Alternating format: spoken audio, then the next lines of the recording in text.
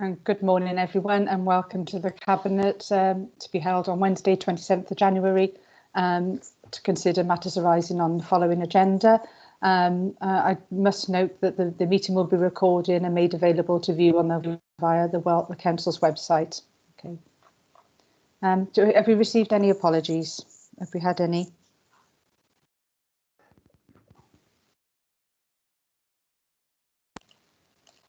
I'll take that as no. Okay, thank you. Okay. Declarations of interest. Councillors and officers are reminded of their personal responsibility to declare any personal and/or prejudicial interest in respect of any item of business on the agenda in accordance with the Local Government Act 2000, the Council's Constitution and the Code of Conduct for both councillors and officers. Has anyone got anything to declare?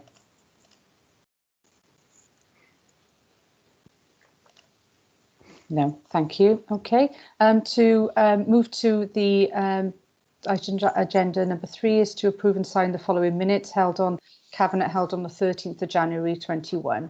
Okay, we'll take these from a point of accuracy. So page 1, page 2, page 3, page 4, page 5 and page 6. If everyone's happy with those, can I have a mover? I'll move. Okay, thank you. Sorry, thank you. Leader Steve Harris, I did put my hand up. Oh, okay, it's a bit slow on my screen. Sorry, Steve. Okay. Bottom of page 2, it refers to the 4-year period 22-23 to 25-23. That needs to be 26.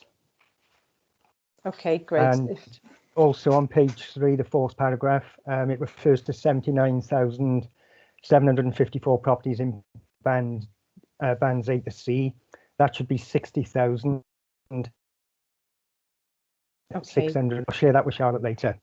Yeah, if you can take those, Charlotte, then and make those amendments. Thank you, Steve, for that. So, thank you. Okay. So they were moved and have they been seconded? Yeah, thank you. Okay, then we'll go to the vote. If I can just have a show of hands then, please. Yeah, thank you. Thank you very much. They've been passed unanimously. Okay, we'll move to the next item on the agenda, which is to note the Cabinet Forward Work Programme. Okay, has anyone got any comments on that? Yeah, come in, Sean. Councillor, sorry, Christina, come in. Yeah, thank you, Leader. I'm sure Councillor Morgan is going to make a comment about that there's not much on the Forward Work Programme. The reason that it's quite short and it only covers to the end of this month is that we just need to finalise some finer detail on the work programme for the next month. So it's a balance between putting it out there and making sure it is absolutely accurate and correct. Okay, so in your next meeting, you'll have the Forward Work Programme for the following month. Thank you. Did you have another question, Sean? Yeah, I was just wondering if it would be beneficial for us to see, without dates attributed to them, but some pipeline head-ins of things that are likely to come on to the Forward Work Programme. So rather than having a Forward Work, obviously we need the Forward Work Programme with dates. But I'm just wondering if there could be sitting underneath that a sort of list of pipeline projects.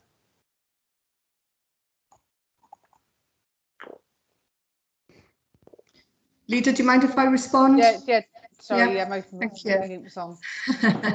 Okay. Obviously, the Forward Work Programme is actually in the public domain, so we need to ensure that the content of the Forward Work Programme is factually accurate. As members will be aware, in terms of the next month ahead, we can actually put that into the public domain because we are very confident around, the content and the timing of those reports. Anything beyond that, obviously, is subject to change. So, members of the Cabinet are aware of a broader forward work programme, you know, in terms of where we are looking to bring things forward in the foreseeable future. But I wouldn't be minded or recommend members that that content is put in the public domain because it is subject to change. Thank you. Thank you for that, Christina. Really helpful point. Thank you. If everyone's content with that, then we'll have a show of hands. Thank you. Okay, moving to the next item then. Okay, if I can bring in Councillor Ridgewell, please. Item number 5. Yes, thank you, Leader. This report relates to the bus emergency scheme, the BESS as it's known as, which is the funding scheme which has been in place since COVID to support bus companies. The report sets out the wider context, the background and reasons for the bus emergency scheme, and seeks the agreement of this authority to sign up to the BES2 scheme. Bus travel has been severely affected by the COVID-19 pandemic, with passenger numbers plummeting and the requirement for social distancing and additional cleansing requirements adding further burdens and costs on operators. Whilst Welsh Government and local authorities have stepped up to support the sector with substantial financial assistance, the current form of financial support is unsustainable. BES2 provides a mechanism for managing the recovery and reshaping of the bus service to respond to the impacts of the COVID-19 pandemic. The recommendations within this report are set out in section 3, and we are asked to review those. Not review, you know what I mean. Sorry, pardon. Thank you. Thank you. And if I could go to Councillor Morgan now, please. Yeah, thanks, Leader. Yeah, I'm only too happy to second this. The bus industry is in a terrible position, as people understand. People are not travelling on buses, but we do need to support this industry going into the future. And I'm glad to see that the Welsh Government are supporting it. And just to say that it does seem to make sense that Monmouth will be the signatory looking after the whole of South East Wales, because it makes sense for the Welsh Government to be dealing with this on a regional basis rather than with individual councils. So very happy to second the report. Absolutely. Thanks, Councillor Morgan. And it's really important that this piece of work and this report is pushed through today, because it's important to support the bus industry. As we all know, it's in dire straits in relation to COVID and the impacts that that's had on public transport and the use of. You know, as it's already been indicated, this is the second series of the emergency scheme, so it's really important that councils and authorities support this. And as Councillor Morgan has already highlighted, it makes sense that Monmouthshire is in, looks after the administration side of this. So are there any questions or anything that anyone's got for officers? Does anyone need any more information? Yeah, if you want to come in, Councillor Morgan. If I could just ask on a more general, I don't know if Geraint Roberts is there, but I'm just wondering how we see the bus service emerging from the COVID pandemic. I know it's a bit like asking how long's a piece of string, but how does he see the resilience within the bus services in this part of Wales, and how does he see the recovery being handled? Geraint, would you like to come in on that? Yes, thank you, and thank you, Leader. Thank you, Councillor Morgan. Yeah, the resilience of the bus industry moving forward post-COVID is obviously very reliant on the BESS funding.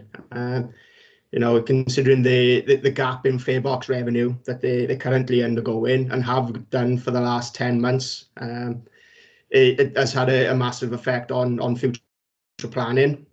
So obviously the companies will need to have a look at what services they can operate moving forward. But I think the BESS2 funding, working alongside local authorities, the region, Transport for Wales and Welsh Government, will really allow us all to work together and make sure that the correct resources are put into the right areas. So it really gives us the opportunity now to just look at the service as a whole and make sure that the correct communities are being served as they need to be.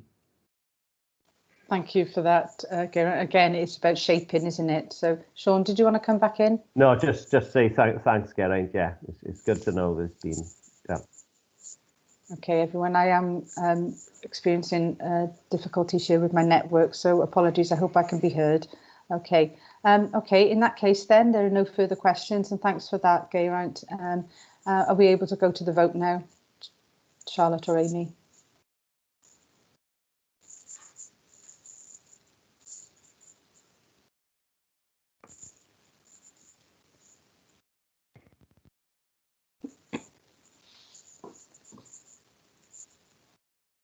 Thank you, everyone. You can place your vote.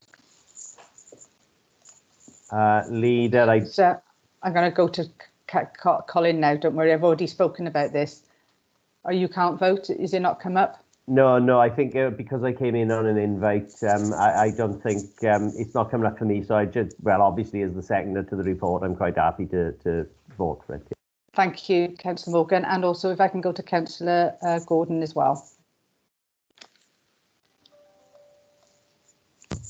Yeah, I'm happy to support the recommendations. I don't know if I voted or not, Leader, to be perfectly honest. Okay, Because all right. Did come up on my chat. Okay, all right then. Okay, thank you. If those can be recorded. 8 have replied, so if Sean hasn't been able to vote, obviously I am. So That's fine then. That's been carried unanimously. So thank you for that. Okay, so on any vote now, Sean, you can come back verbally. That's fine if you're having difficulties. Okay, thank you. The next item then is the item number. Hang on, sorry. To receive the report, public interest test. If I can bring in Mr. Tranter, please.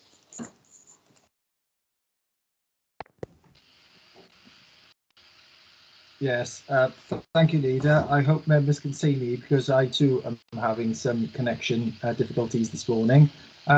Yeah, you will see before you consider the next report, a public interest test certificate that I've completed. My recommendation to you, but as I say every time we consider this, it is a decision of you as the decision makers. My advice to you for this report would be to exclude the press and public from the meeting due to the contents of the report, and specifically there is financial information in there of the council and indeed third parties. So my advice would be to exclude the press and public, but it is your decision, and you will need to vote on whether or not to exclude the press and public. As in all these matters, there is a public interest test to consider, and the consideration is whether or not there is clearly a public interest in this, but that needs to be weighed against the information that is contained within the report. So it's a balancing exercise, and on this occasion my advice to you would be to exclude the press and public. Quite happy to take any questions that members have on that. Thank you, Leader. Thank you for that, Mr. Tranter. Councillor Morgan. Yeah, just want to say that I'd like to move the exemption due to the third-party commercial information contained within. Yeah, thank you. Okay, seconder. Yeah, thank you, Councillor George. Okay, Mr. Tranter has obviously explained the reasons behind the recommendation. So if you're all happy, we can now go to the vote, please. And Sean, if you're unable to see the form, please shout.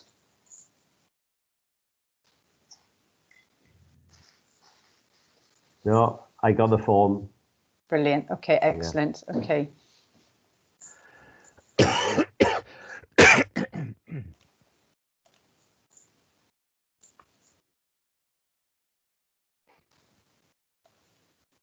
Okay, that's been passed unanimously, so thank you. If I can go to Charlotte and stop the recording, that's okay. Thank you very much.